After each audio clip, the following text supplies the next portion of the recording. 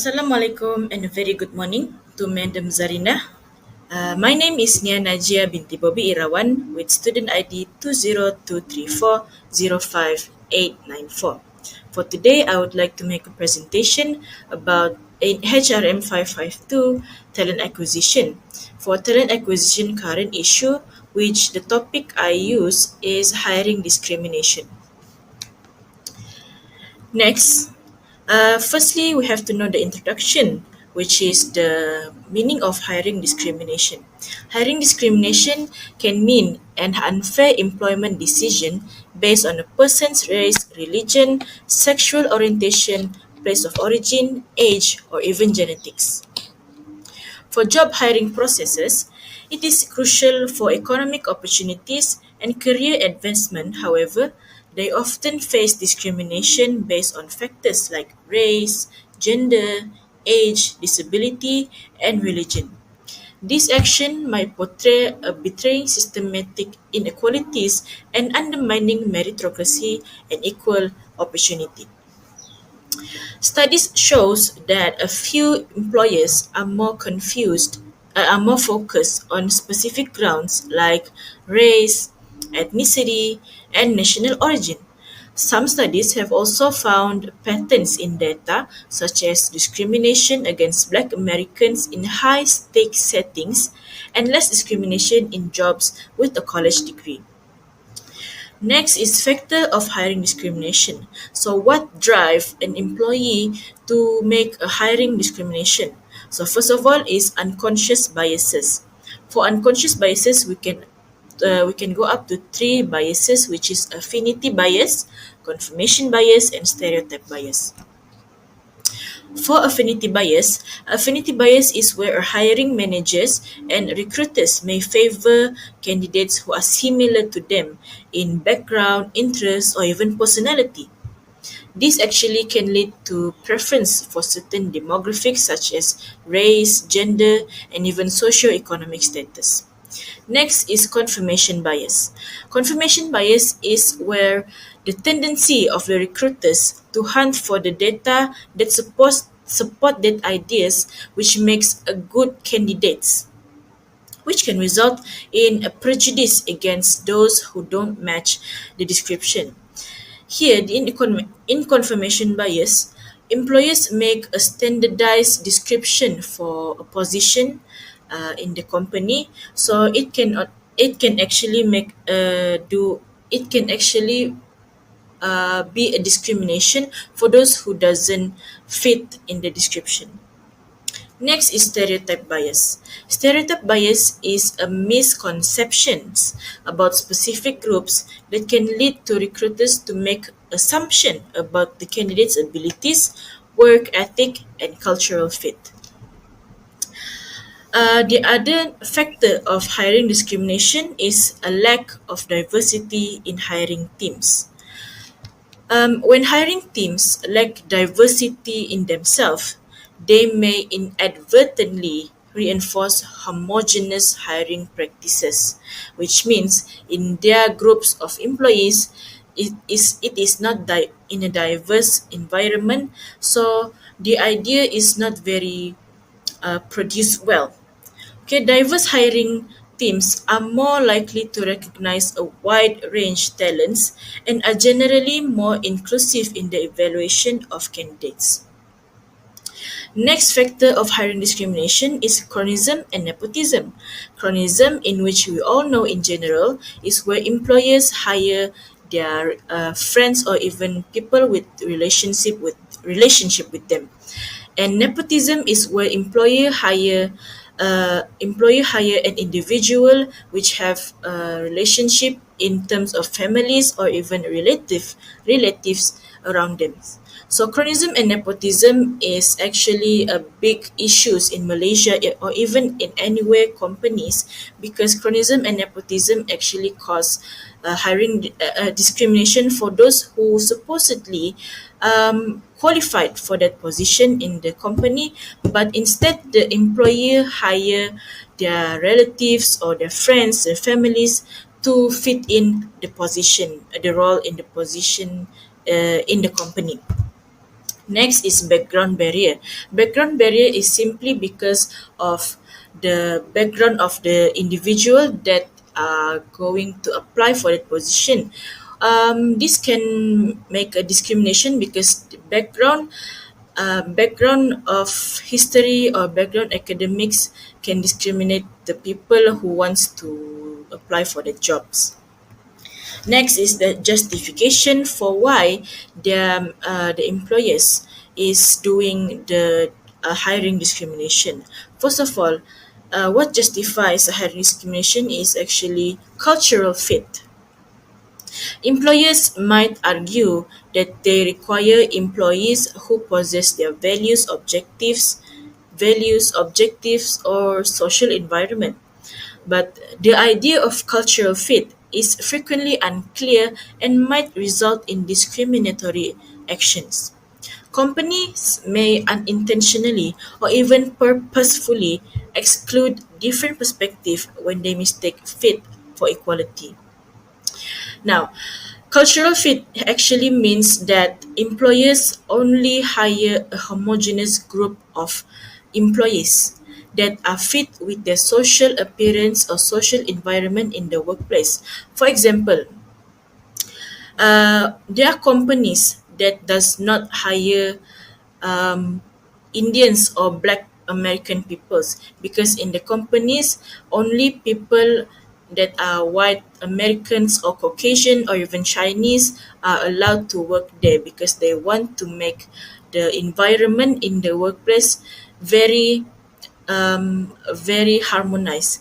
The stereotype of black people or black American or Indians are actually giving discriminations for the people of black Americans and Indians.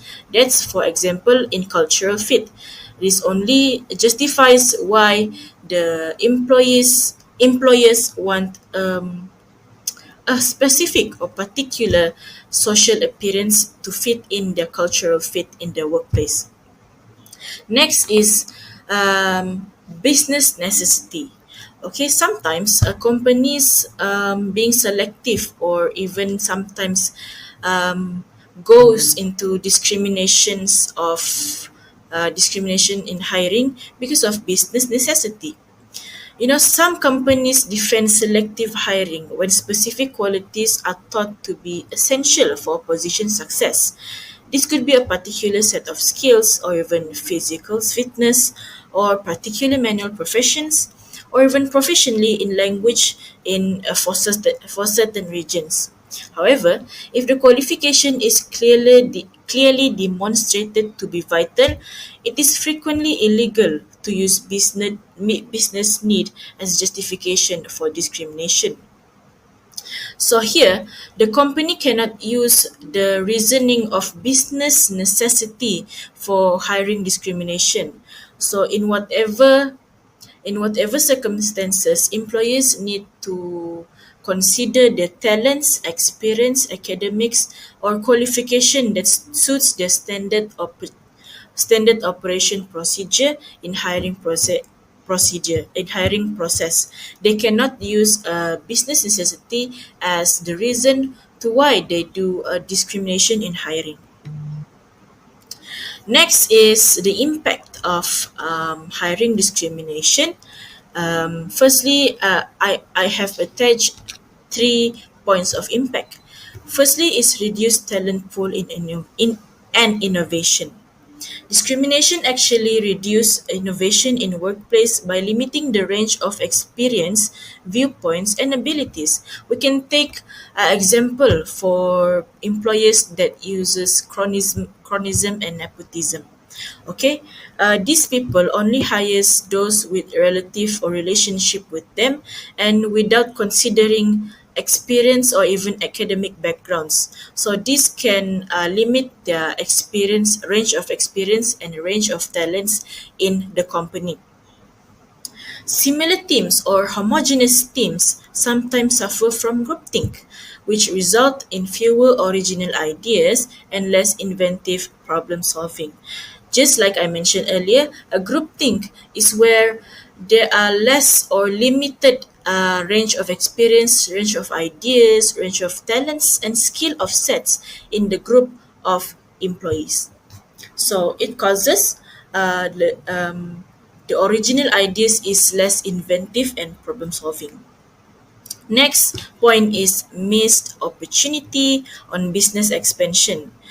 Okay, many companies thought that hiring certain or specific people, individual, can actually expand their business, but in reality, a more diverse teams are better equipped to comprehend and serve various market, which means diversity is actually important in um, in the process of successfulness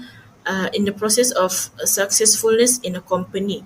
So basically, employers need to consider diversity in a group of employees. Business lose out on chances to reach fresh clients and adjust to changing market demands when they discriminate in recruiting. Last point for impact is a negative impact on company reputation. Discriminatory actions can actually harm a company's label or reputation result in negative press. The news can spread quickly about the discrimination in hiring, so other people that have intention or wants to apply for jobs in the company have a negative thoughts, negative labels on that certain company, in which um, it can be discouraging the potential talent that actually can support the company, and losing clients, even partners and customers who respect diversity. And that's why employers need to consider diversity, actually implement diversity in um, hiring employees. So, based on the impacts that I have just listed in the slides, I have attached recommendations for to solve the hiring discrimination.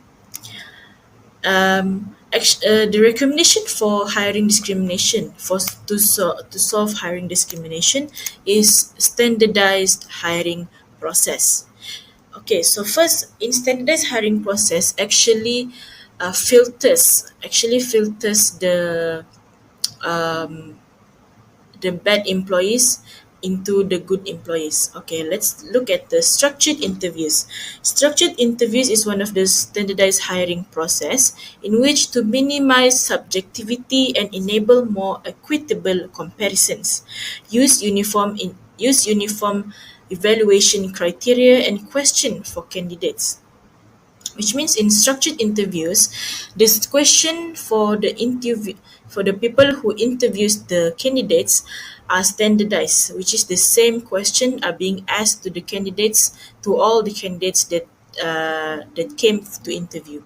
That is a standardized and structured interviews. Next is blind screening.